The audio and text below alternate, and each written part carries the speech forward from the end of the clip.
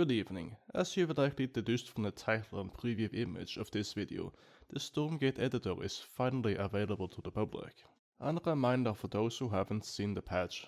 In order to access this content, you will first have to set the Stormgate Beta iteration Community Patch PTR through Steam in the game's properties, and then control click on the Yeti in the upper left corner 10 times to access this content. I'm sorry for my voice, I'm currently sick, but I'll power through it to accomplish the most pressing matter we have as a society, showcasing custom spells in a video game. And here's the editor. Sorry for the clutter, I've been experimenting. And quick rundown of the interface. The terrain is the map itself. This is where you place units and shape the world. Data is where you will work the magic while altering statistics of units and creating abilities.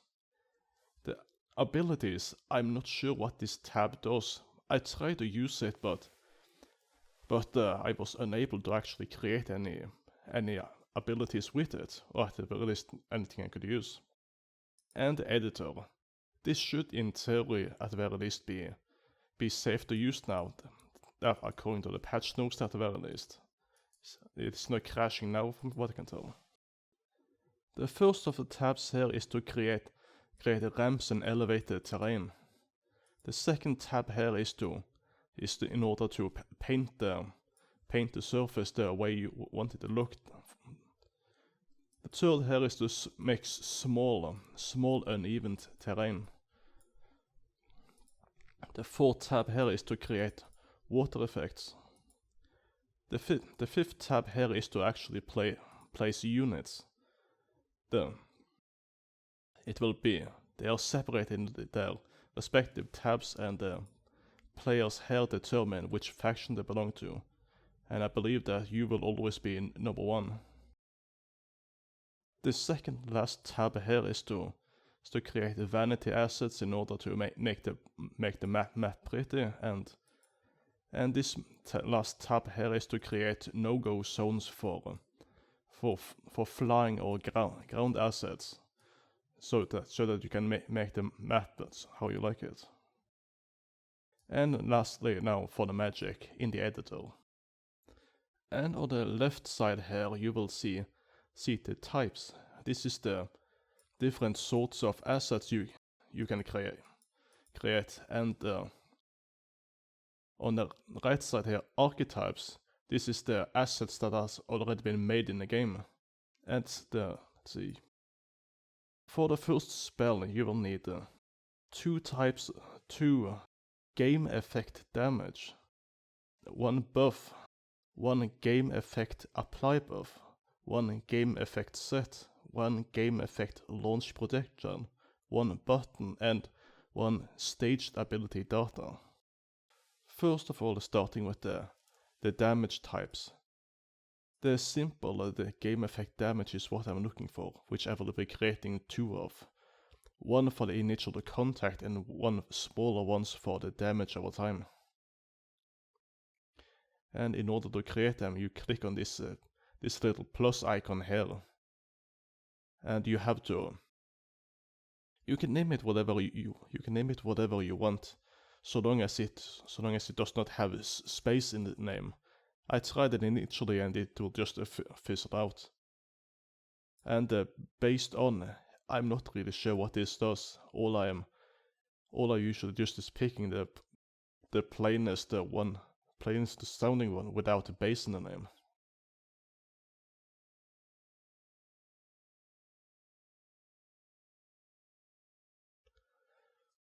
For the damage types, all you have to do is to go into amount here and determine how much you want this to drain from the enemy. This is for spells, for weapons, for everything. You use the damage effect with the amount here.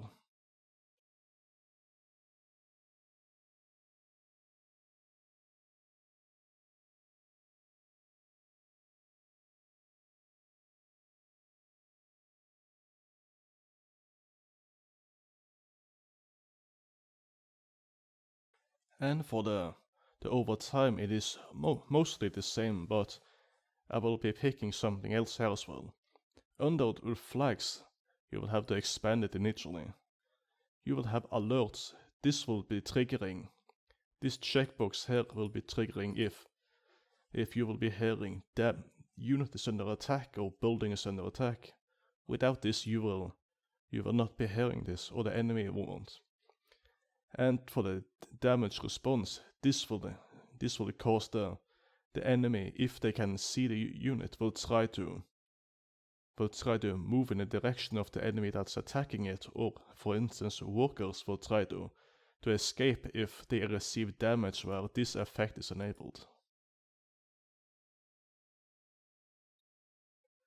And next I will be creating a buff in order to cause damage over time.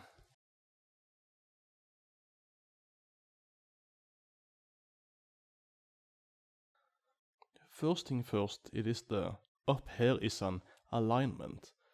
This will neutral, helpful and harmful. The harmful will be on debuff and helpful will be on buff. This can be used in case you want to have dispel effects in your mod, so that if you want to dispel harmful effects, then it will be harmful, and if it's a positive buff still protected from friendly dispels, then it will be helpful. Buff visuals. This is what will create this is what will be the visual effect on the target with the buff on it. I'm not sure about currently there is no preview of what the models and effects look like, so you almost just have to guess by for instance the auras and buffs and see what fits you and try to name for instance what does a fire look like or what does an energy look like. So you'll just have to try to reverse engineer things by going into the campaign or the co-op in order to see what existing spells are and try to what they have and copy it from there. Second off, we will have the duration. Seeing as this will be a temporary effect, I will create a number here and I will cast the debuff to last for 5 seconds. And for the damage ticking effect that will periodically take effect, I will be setting it here damage period. You can have, for instance, something to occur when you initially gain the buff, but right now I will be looking for the periodic that will be ticking multiple times. And I will be setting the damage over time, the small damage effect. And see there, here is the periodic duration. This determines how often the periodic effect will occur at what intervals. So I will be setting this to 0.5. When you're setting this, do not set this to a comma, it will not understand it. So you use a punctum. So every 0.5 seconds after the unit has gotten the buff, it will trigger the damage over time effect over the course of 5 seconds. So this will tick it 10 times. And next up we'll have a game effect apply buff.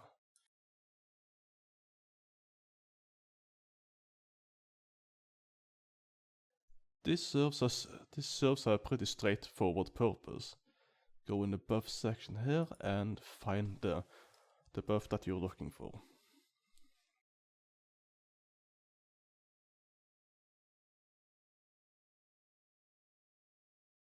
And now for an set effect in order to combine or apply 2 effects at the same time.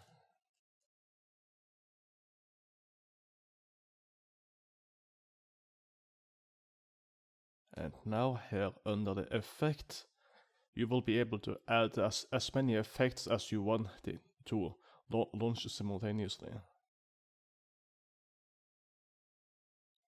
apply buff, and the damage. And now for one of the last pieces, game effect launch projectile.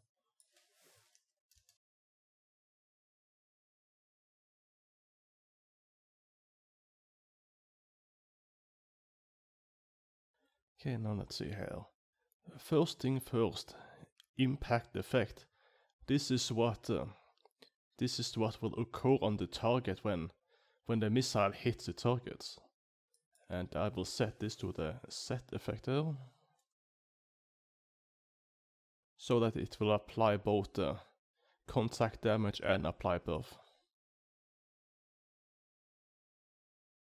And impact FX, this will occur when the missile hits the target. This is the visual model, the explosion of what be it. And the impact location, this will be on the, let's see, on the entity. Yes, entity. I have a document, I'm just checking through. And the launch location. By default, this is set to the target, but the launch location is the caster or the one using the weapon. So this will be set to the source and the source entity. And now for the movement, this is how the projectile will act when you launch it. See, I will use an lob effect. This means that it will have a catapult effect in that it will glide up in the air and then hit its target. If you set this to 30 or 40, then it will go sky high, so you usually don't want to go more than 10, but you can test it as you please. And the maximum speed of the projectile, I will set this to 10. And that should be it for this, yes. And lastly, the projectile. This is the model for the missile projectile itself. This is what the missile will look like. And now for the last piece before assembly, the command card button.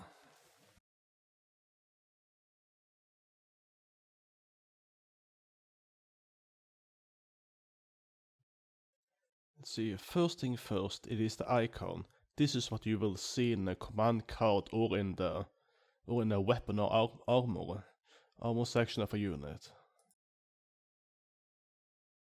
I think only a limited amount of these are usable. UI icon, I believe. I think at the very least these are the only ones you can use in the menu. But if you want to try something else, by all means do so. And for the optional name and the tooltip. Currently there is well, at the very least I've had a little bit problem that could be a PTR related, in that it does not seem to be these does not seem to be stored for a long time. I think when I start up the computer again in the morning or something, or restart the program, some of them are randomly reset, but that could again be a PTR problem. In the text here, this will be the name of the ability displayed in the button. And in the tooltip here, this will be the description of the button and how far of it.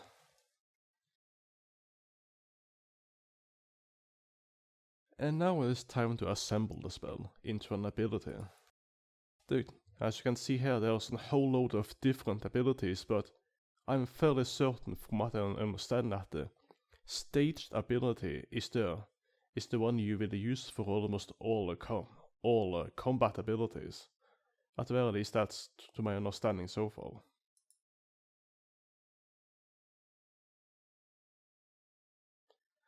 And now for assembly time. The cast duration. This is the casting time for the spell, where where the unit freezes up before it actually casts the spell. You don't need to if you don't want to, but this is the cast time. And let's see. Cast game effect, yes.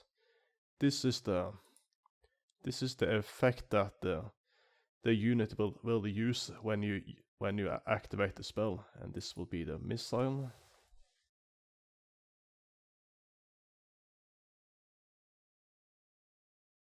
Also, I should probably mention this earlier, but you can expand if it has if you set an effect here, then you can expand this and quickly go through the elements of the previous of the effect here. For instance, the launch protector effect to quickly adjust things if you regret something. This will add, for instance, a cooldown to ability, or if you want to have an energy, or for that sake, health cost for the ability when you cast an ability or spell. I will have a 3-second cooldown for this ability. And let's see, the range max. This will be how close you have to get to the enemy in order to cast the spell. For demonstration purposes, I will set this to 30. Or you can have a minimum range if you want to not be able to cast an ability right next to your unit. And lastly, the unreal component. This is the animation that the unit will cast. Currently, I have no idea what most of these things mean, but let's see. Base, the AC base ability cast anim and AC base ability generic animation. These two, I believe, is the generic animations for casting spells or attacking.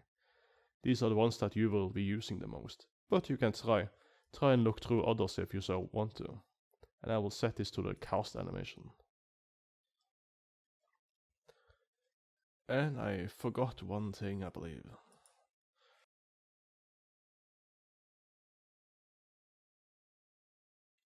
The buttons tooltip is applied in the spell here.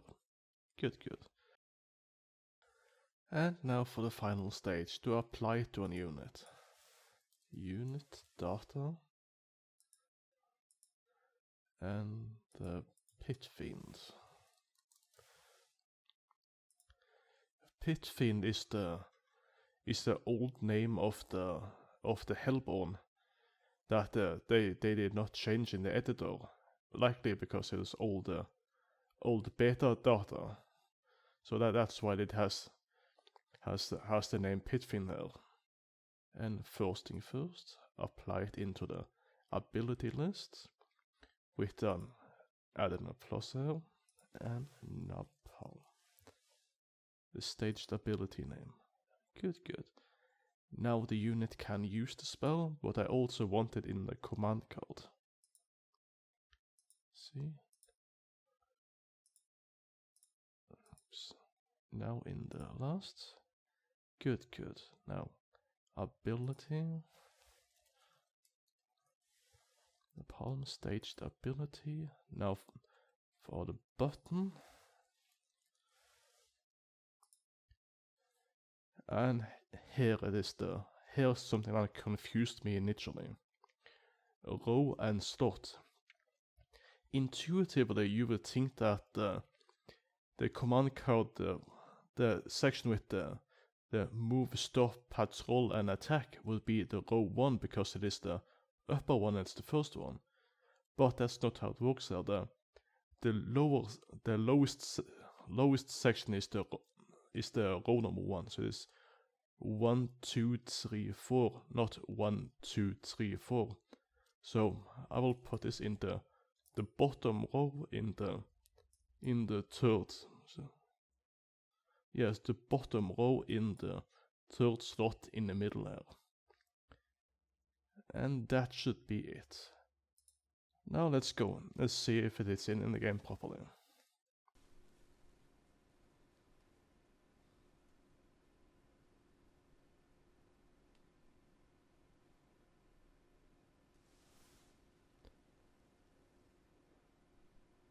And now back into the terrain in the open world. And finding a unit here. I am already at player 1, going in Furnace, and I'm in the unit tab, and on Pit Fiend. This is the Hellborn in the game, but in the editor it is named the Pit Fiend. And now let's give it a shot. Just gonna first go in I'm going to save it, and I have problems with my computer randomly when trying to launch the game, in that it will not I will get a message that says that I do not have enough video memory, and it closes the editor. So I use the build map first, then a test map if it works. Yep, and there it is. I don't know if you can see it or not, but I've just received a message that I've run out of memory and the game, and it will close the application now. Give me a moment, please. And I'm now in the game. Now let's see. Now let's see. It failed to load the description by the looks of it. But let's see now. Good, yes. Now it's doing everything I wanted. And small missile with a small missile with impact damage and area and damage over time effect. Success. And the next one, Concussive High Explosive Fireball. We need game effect damage radius above game effect apply radius, game effect search radius, game effect set, game effect launch projectile, a button, and staged ability data. First up, we got game effect damage radius.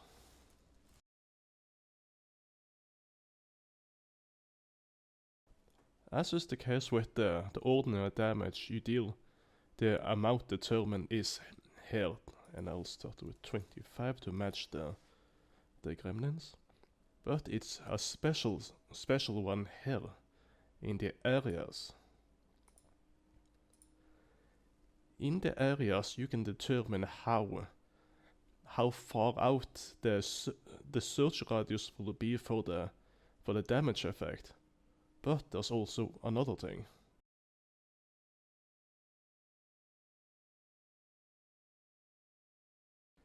You can determine how much each of these rings, the damage in each of these rings will do.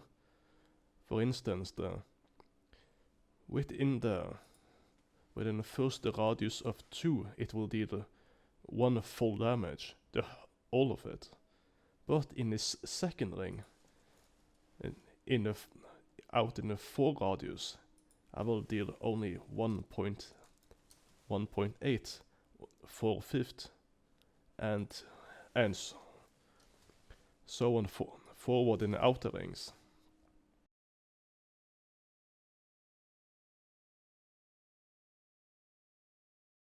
Now, instead of having to use a search radius and create 4 separate ones with a whole load of search filters, I can simply do this and create an expanding field of damage that goes gradually less and less as you expand outwards.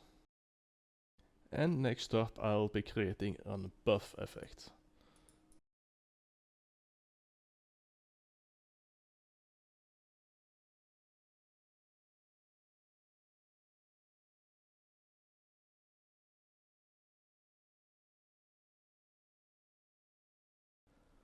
Okay, now let's see. And I'll set the alignment to harmful. It is not necessary if you don't want to go the hassle of creating something that should not be dispelled or such, but I'll just put it in there for the sake of doing it. And I'll have the duration set to 6 seconds. And see, where is it? Modifiers, yes, here. Creating one. And here there's a whole load of things that you can change with the units affected by behavior. And I will change the movement speed. Here are the three movement speed affectors. Unscaled. This is if you place this and create an unscaled bonus and for instance 5, then this will add a flat 5 movement speed to the unit. Or if it's -5, then it will subtract a flat 5. But I want a percentage. Let's see now. And now -60. Speed percentage bonus -60. This will reduce the victim's movement speed by 60%. And next I will be giving an apply buff effect.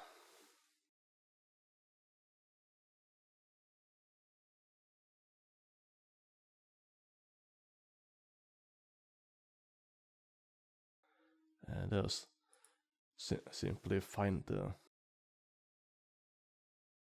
previous one, the buff I created, and apply it. Yes, it's correct. And now for a surge radius effect.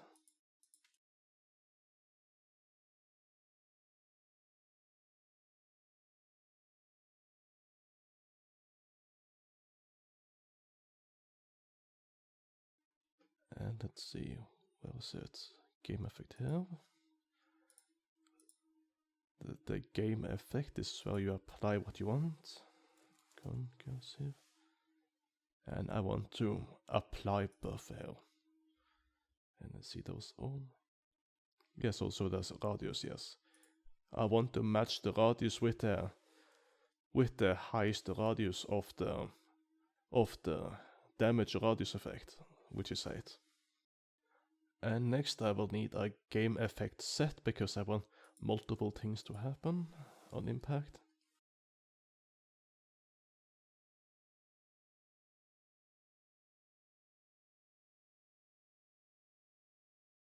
And the effects 1, 2.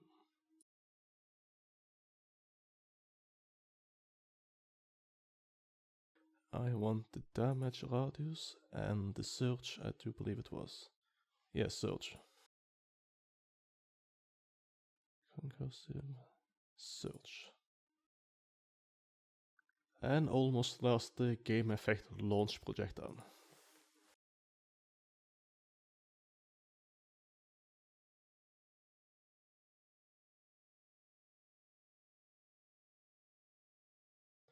First thing first, the impact effect, that will be the set, which will cause multiple things to happen.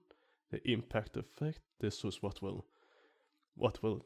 the model effect will look like on impact.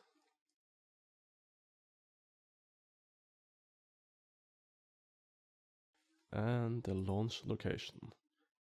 I don't know why launch location is not by default set to the source, the caster, but whatever. And lastly, the movement.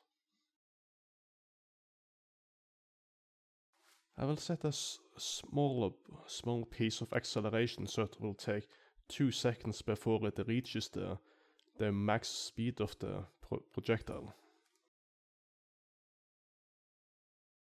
Wait, so this was incorrect. And 15 here.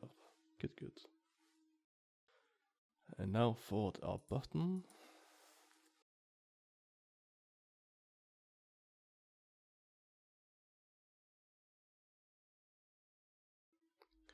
First thing first, the name.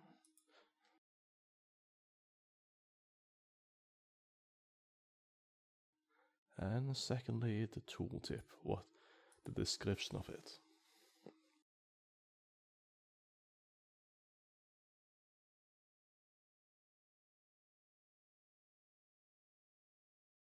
And now just to hope that this will stick unlike the last one. And now for the assembly of the spell. And with an staged ability.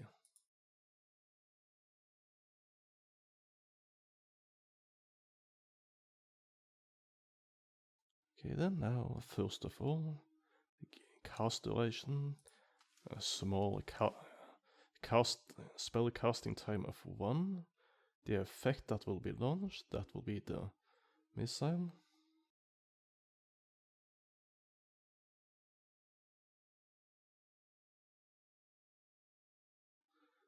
And the commands to add a cooldown to the spell. 4 seconds.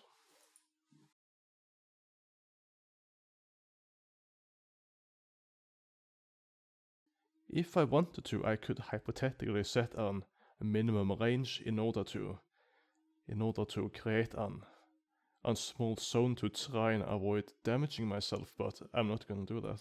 I'll just set 30 here. And target filters. These will prevent you from casting the spell on either foes or yourself or enemies. Allied, that will be the friendly other team players. I will not be casting this spell on these. Enemies, that's, as you might imagine, is enemies. The neutral, this is either critters or creep camps, for instance, I believe. I'm not going to disable this. Player, this is yourself, but this is all of your other unit. But the self here, this is the unit itself. If you want to create a healing spell, for instance, or in this case a damaging effect, you will want to click on this so that you cannot cast the spell on the unit, so the unit cannot target itself. And let's see, damage type. This right here as well. Location or unit. If I wanted to, I could right now set this to unit or location. Unit means that in order to cast the spell, you will have to target a unit, but seeing as this is an area of effect spell, I could have the missile target the ground and ignore all units and cause the damage in an area regardless of I see any units or not.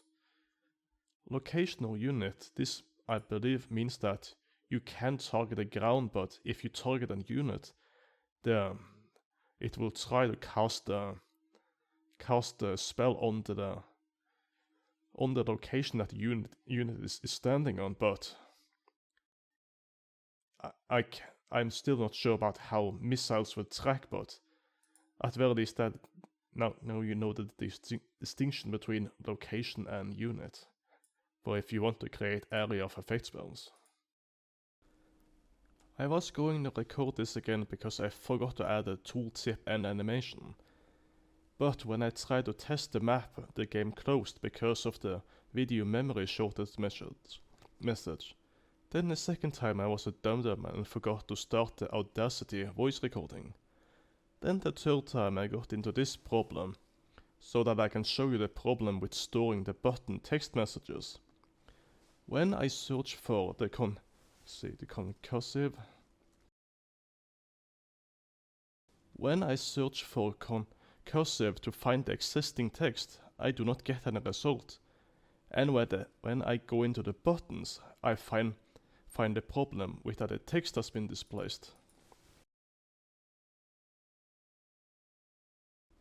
In order to do something currently, I will have to go in and open the SCV, which will lead me to somewhere which I have to open a secondary program to access. This is one of those file locations that I usually avoid, so I simply accept that I do not find the button description text in the command count currently. This again could be a PTR server thing, but now you know this if you want to try the editor yourself.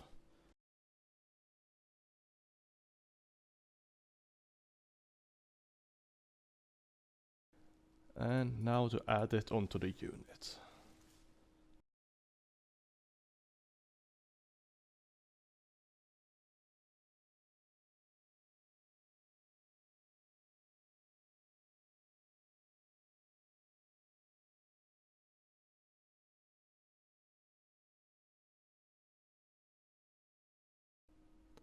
Okay then, good. And now go into the terrain. And I've cleaned up a little bit and removed some of the initial things that I showed up. Now save the map and build map before testing it.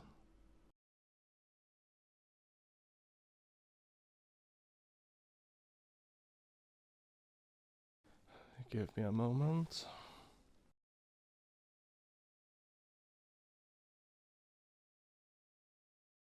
And now they did not freeze, or did not stop, so I can test it.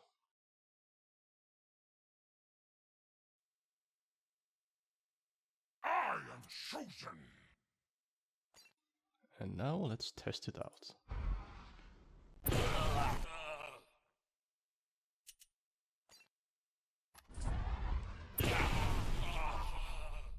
Okay, so I messed up somewhere. Give me a moment. Start.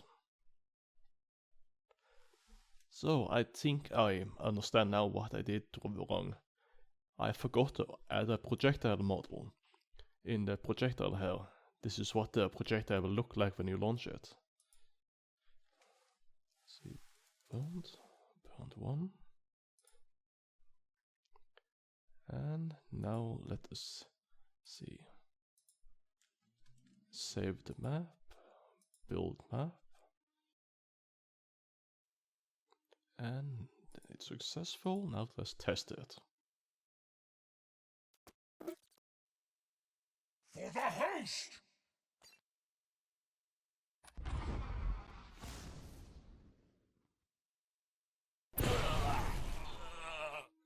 Good. It was a little bit high lob distance, but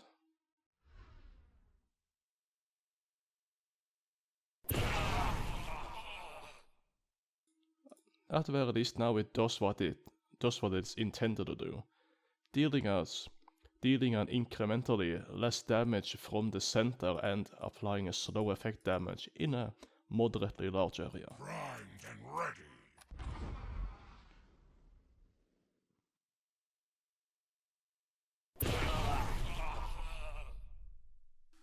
Good, success.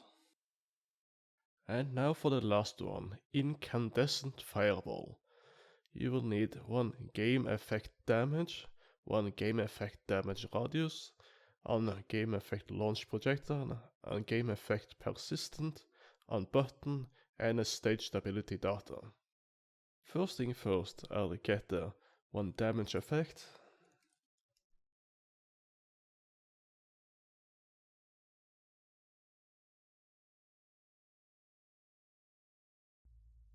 And let's see, I'll take this to 15 for the sake of the experiment that will occur. And then an damage radius.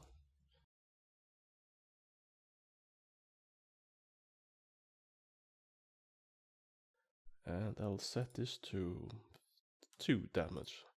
And with a full damage fraction setting to 1 and in a radius of 4. And I'll exclude 1 thing. This in order to avoid damaging the caster level, exclude the self. Player means that other units in your army will be affected, but not the spellcaster itself. And next up are game effect launch projectile.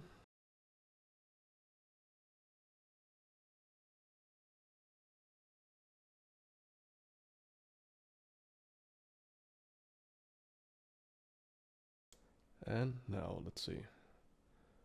First thing it will launch. Okay, let's see here what's in the data. But this is a special one. Okay, let's see. Launch location, first of all.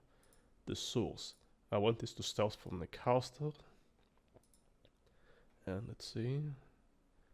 Movement. I want this to run speed of 10. And let's see my nodes and see a periodic. See, where is it there?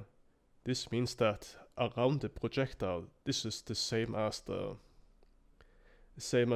buff that repeats periodically. This will repeat an effect periodically around the projectile as it flies around. Incandescent damage radius. Initially, when I first tried, I tried with the plain damage, but I did not factor in that it had to search around, so in order to damage things around it. And let's see, 0.1. Every 0.1 second, a damage effect will occur around this. And now, I will enable skill shot. Skill shot means that when the projectile comes into contact with an enemy and passes through it, it will cause an effect on the target. For instance, damage most popularly. You can see new effect.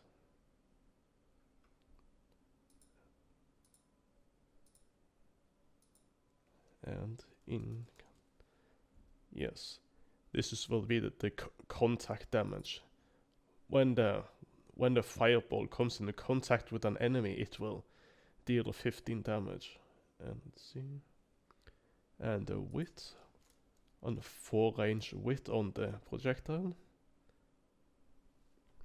And see what, and I think that was everything. Oh, wait. And maximum travel range for the projectile. Likely most popular with skill shots. And I'll set this to 25. And that, I believe, should be everything. And because I almost did something silly again. I almost forgot to add on missile again. Now for the last one, an persistent effect.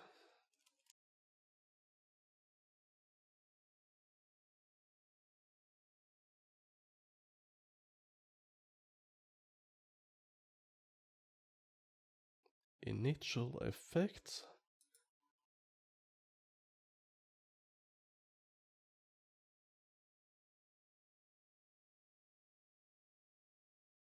Initial income. Yep, I spelled something wrong, most likely. And was it the location?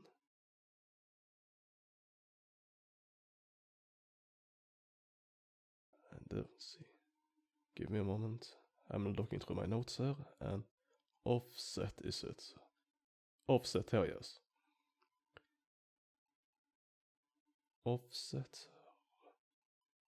Where is the radius? Initial, and here, yes. The best way I can explain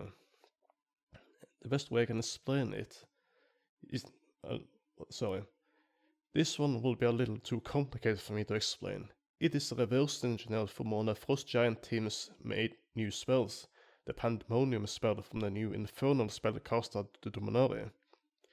The best way I can explain it is that this effectively creates a minimal desired casting distance which we will target a spell. not cast but target. If you for instance launch a projectile without this, then currently it will, from all the results I've tried, it will go to the point where you target and no further. With this technique you can create targeting ranges for spells and maybe even units' regular weapon attacks, but I will have to test this one. For now let's do the button and assemble it and test it. Okay, and now quickly create a button.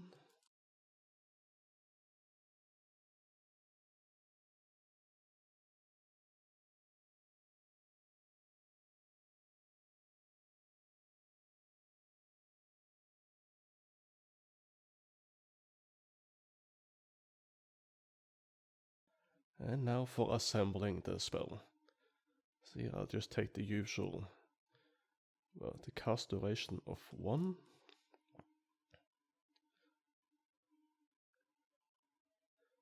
And it will use the persistent effect. It is the last. This time the persistent effect will be the first one, which will launch the projectile and in turn cause other effects.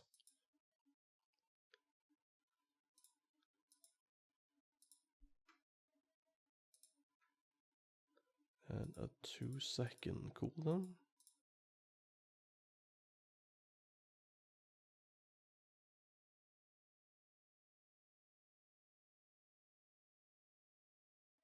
On maximum range of 25,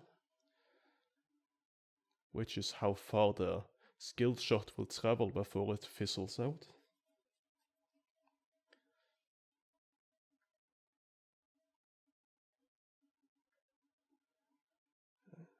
And targeting type.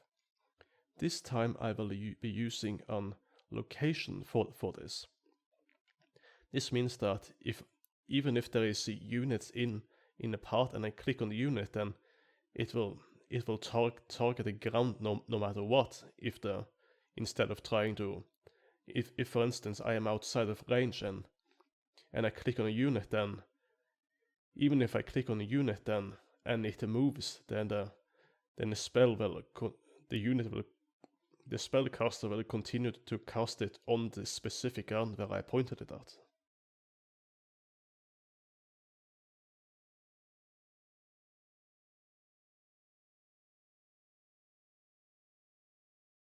And I believe this is it, yes. Now let's give it a shot.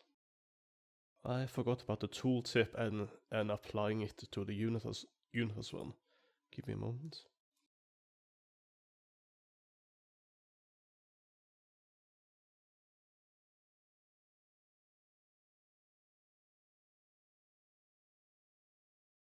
And the pit fiend.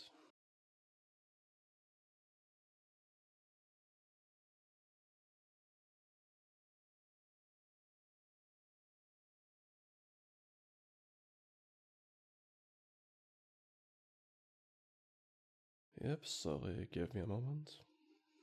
And now things should hopefully work.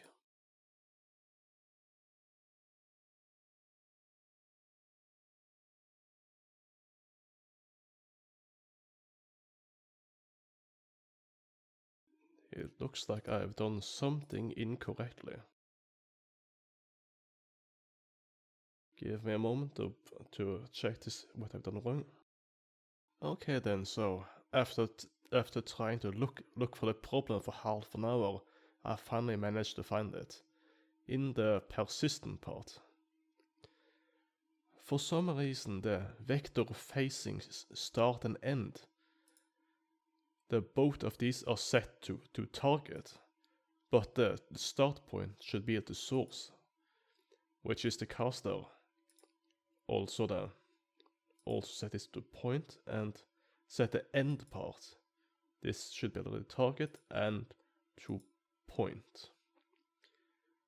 This is what I managed to miss in my notes, sorry. Also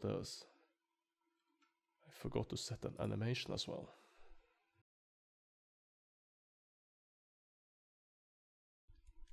And now let's see if it works.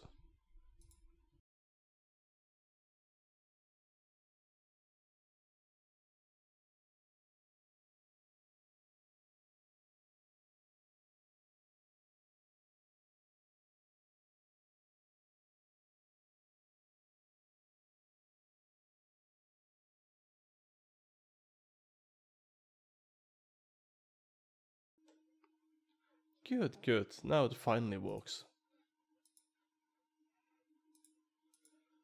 It will cast a spell that will launch a projectile that damages things in its path. At least that's the point of the spell. I would like to note some things about this, however. I've tried to use this with autocast, but that managed to fail because it could very well be that I've done something wrong with it, but I'm going to show you. Give me a moment. Okay, now I'm in the stage stability part, and here we have autocast. See, I want to have this as an autocast option, and I do not want to have it initially on because I want to show it to you. Now let's see. So I want to avoid autocasting it on myself just to remove any possibility that I do something wrong here. So now it will not autocast onto me. And let's see. And 25. Also, I just want to double check something. Targeting filters. Ally, neutral, player, and self. Now this should remove any possibility that I've done something wrong.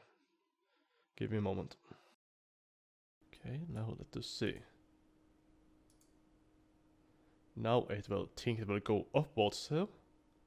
Yes. For some reason it will go 5 degrees to the left here for 2 shots. And I really don't know why, because I have no idea what it is targeting here either. And I will take one more to check one more thing just to show to you as well. And here I think it was the last one, the targeting sort best unit. I believe this is for autocast. Close. Distant, closest to source. I believe this is the one I want to finally test it on. Now let's see. Just to make sure that it is the target closest to the unit that is casting. Let's see.